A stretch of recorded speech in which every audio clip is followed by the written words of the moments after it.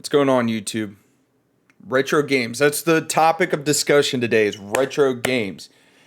You know what that gives you? It gives you that nostalgic feeling of like when you were 7, 8, 9 years old, right? As you can see behind me, I got an old, GameCube. I've been playing through Jack and Daxter, right? I'm just searching for that feeling of, blowing in the cartridge and putting Sonic into my good old Sega Genesis.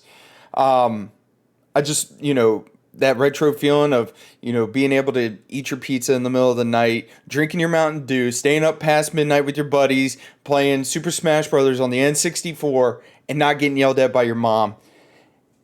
Now, for a while there, especially with the older consoles and stuff, when I was a teenager, I remember going to all these different yard sales, and guess what?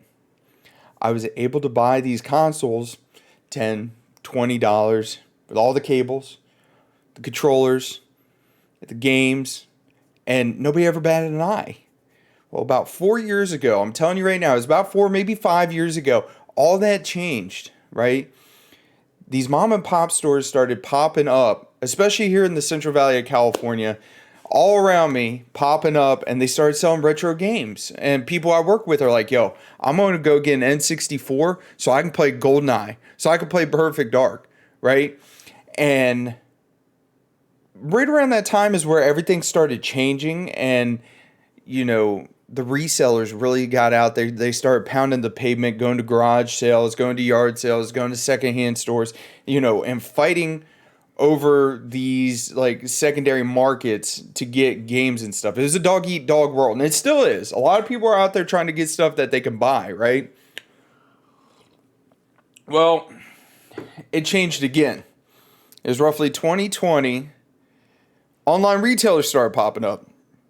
Y'all probably know which one I'm talking about. I'm not going to name them. But online retailers started popping up all over the internet, selling retro games and retro consoles and all that stuff. And I'll tell you, there's pros and cons to it. Now, granted, one of the cons, do I feel like their prices are outrageous? Absolutely, I do. But the pros is, it should work when it comes in. I shouldn't have to worry about user 7,847 telling me, hey man, I took this from a garage sale, I threw it onto my CRT TV, guess what? It works.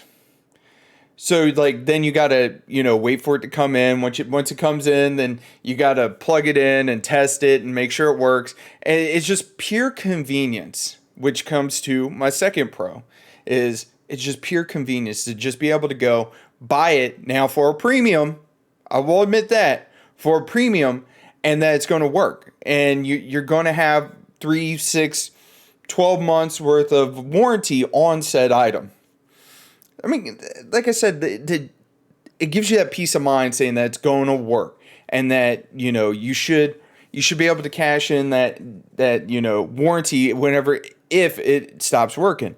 Now, one of my other cons, which I've seen on many YouTube videos around the internet right now, is the fact that they basically on these videos show that they're stripping down these consoles and they're cleaning them and they're replacing parts and they're making it look like they take a lot of care and joy into these products, where I've seen quite a few creators on this space, YouTube that is, that have spent a lot of money to get said item and it be dirty, it not, be what they promised, right?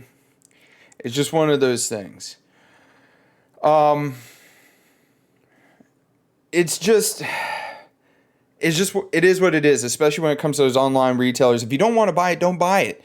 And then on top of that, you got to think of it this way. I feel like a lot of those online sellers are actually charging, like they're upcharging, right? And they're like, well, why don't people want to buy it? Considering like I can go to the convention down the street and sell it for X amount of price. And I mean, that is a very good point. They probably could take it to a convention and sell it for those prices. But they're just doing it on an online format 24/7, 7 days a week, for however long they've been doing it.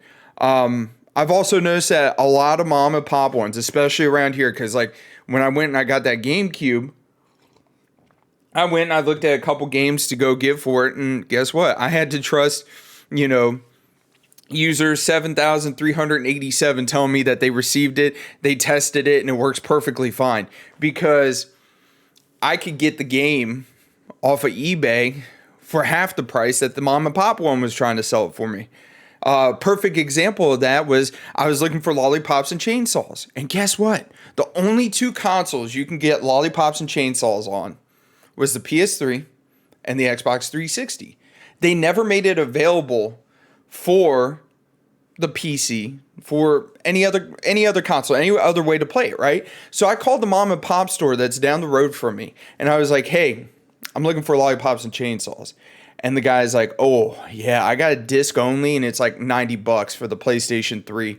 Or we could sell, we got the disc in the case for, I think, the 360, and they were trying to sell it to me for $70.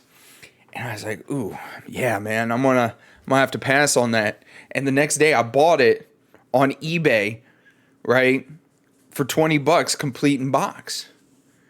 And, shipped it to me, and like, it was amazing. And I feel like a lot of people are upcharging and all that stuff just for the pure convenience. Because like I said, you don't have to wait for, if you're bidding on it for the auction to end, you don't have to wait on, the seller to reject your offer. You don't have to wait for any of that. You just walk in. That's what I want. Here you go. Bye. It's just the pure convenience. And I mean, I understand that. Now, my next talking point is going to be about price charting, price charters, right? When it comes to price charters, when it comes to PPG, because I've talked about before in my videos about, Funko Pops, I feel like a lot of those websites, there is a lot of discrepancies, especially PPG. Now, price charters is actually pretty good. And I feel like when you go on the price charters and you're looking for a product, whether it's, complete in box, whether it's sealed, whether it's, just the disc, or whether it's even just the manual, right? I feel like price charters in a lot of those websites is a good starting point for negotiations, where the seller and the buyer can sit down and be like, okay, price charters has it set on this. You want it for $40 over. I want it for $10, $15 over. And then you end up settling somewhere in the middle, whether it's $5, $10, $15 over where price charters is, especially if you're at a convention, because you're going to end up paying premium at conventions, right?